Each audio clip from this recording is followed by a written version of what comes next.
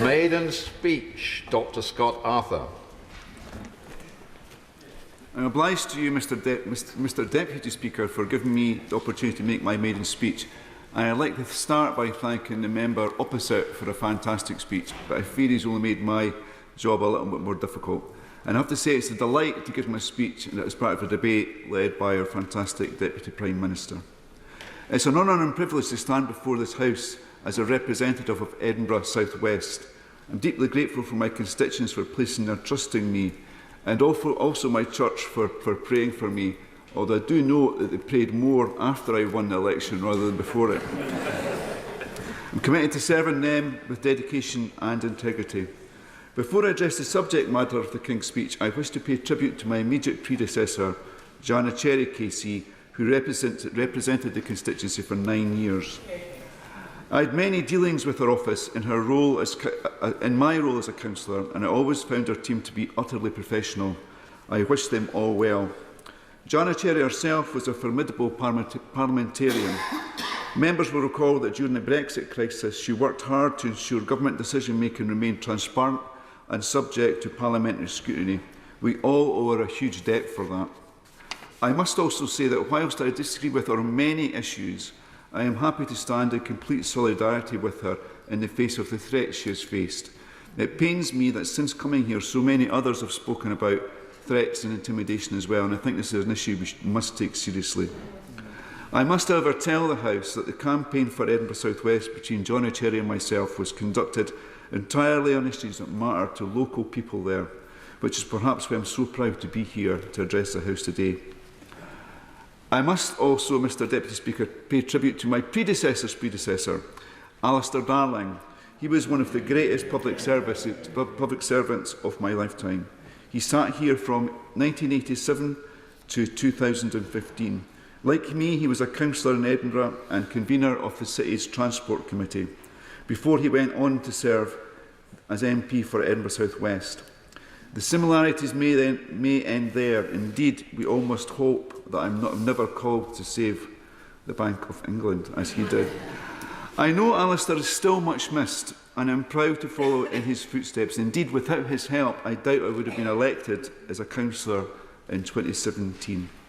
Before I address myself to debate, I want to take the opportunity to pay tribute to my constituency, its institutions and its people. At this point, you may need a map. Edinburgh South West is the best part of the greatest city in the world. It stretches from the west end of Princes Street to the East Cairn Hill, which is some 18 kilometres to the south-west. Along that length of the constituency, it moves from dense urban communities, places like Gorgie, the home of Hearts Football Club, Dalry, Parkhead, Westerhill, Sighthill and Oxgangs, to suburban settlements like Collington, Craiglockhart, Swanston, Barberton Mains, and to the semi-rural Waterfleet villages of Curry, Juniper Green and Balerno. And of all those, Oxgangs is perhaps the place I know and I love most. And I know there that many people struggle with living in temporary accommodation and overcrowded accommodation. And I think that's why it's so important today to hear the ambition from the Deputy Prime Minister about building affordable homes. I know that in Edinburgh, we've worked with the whole city and we've set aside land for 37,000 new homes in Edinburgh. So the land is there, the planning is there, but the barrier to building those new homes is a lack of funding from the Scottish Government. And I hope they can now follow what we're doing here and show more ambition around affordable housing in Scotland. In terms of natural beauty, the Pentland Hills and the Waterfleet dominate my constituency, and the habitats along the Union Canal shouldn't be forgotten. But of course, it's the people in my constituency that make it so special, like those that volunteer at the Waterfleet Conservation Trust, or those that converted a disused railway tunnel into Scotland's largest historical mural, the Collington Tunnel. Please Google it later. I also must mention Tipperith, a unique charity which delivers residential and day services for people with learning difficulties, and it really is unique. I will also talk about Heriot Watt University. Its Edinburgh campus is perhaps the biggest employer in my constituency. It's supported and developed me there every day since I started work there in 1996 until I was elected to this place. I shall miss my civil engineering colleagues and the many students it welcomes to Scotland from around the world. I hope to use some of my time here to support higher education, particularly the well-being of students. Mental health support in Scotland is failing its young people and is acting a barrier to many of them reaching their full potential. I will work with anyone and everyone to address this and the many other challenges facing students across the UK. Other large employers in my constituency include Lothian Buses, a bus company which is owned by the people of Edinburgh and which defines the city just as much as the castle. The castle isn't in my constituency, I have to stress. And which, if some members question municipal ownership of public transport or the importance of collaborative working between trade unions and management, they should speak to some of the 2 million passengers that Lothian Buses carries every week without any subsidy.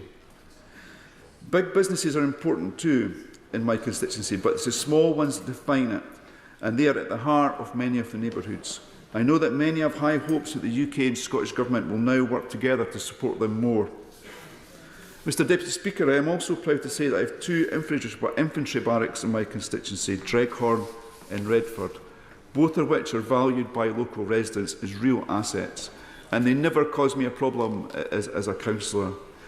I know the proposals for an Armed Forces Commissioner in the King's Speech will be supported by many in my constituency, particularly if it helps improve the living quarters for our service personnel and also supports spouses at the point of relationship breakdown, particularly where domestic abuse has been an issue.